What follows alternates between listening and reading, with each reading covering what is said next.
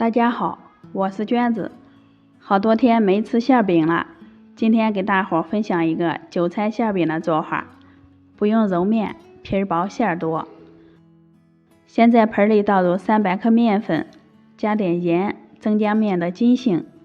搅匀以后，倒入210毫升的凉水和面。做馅饼的面团一定要和得软一些，烙出的饼皮才不硬。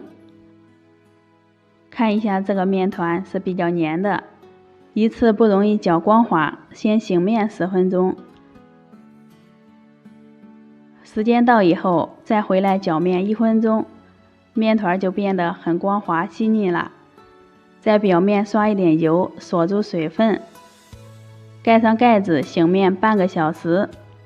接着在小碗里打入3个鸡蛋，充分的把鸡蛋液搅散开。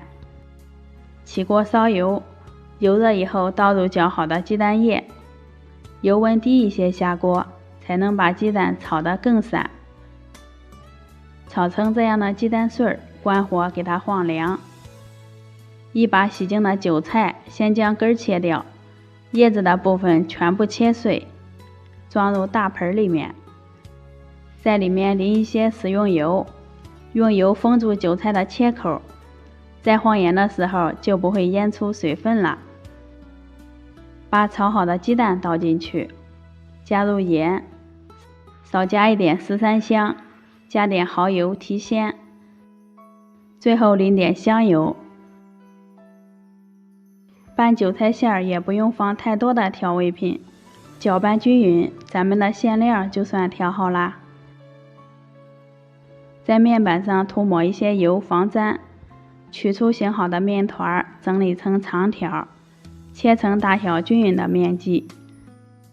拿一个面剂由外向内翻转，整理成一个圆形的生胚，再松弛5分钟。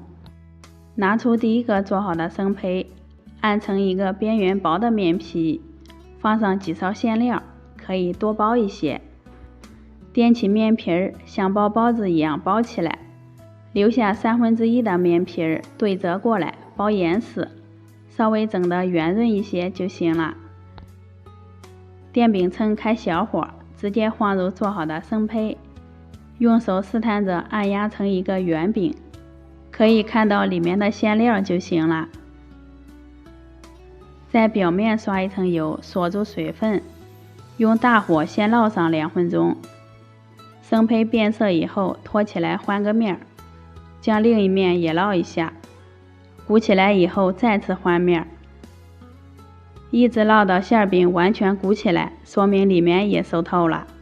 出锅装盘喽，咱们的韭菜馅饼就做好了。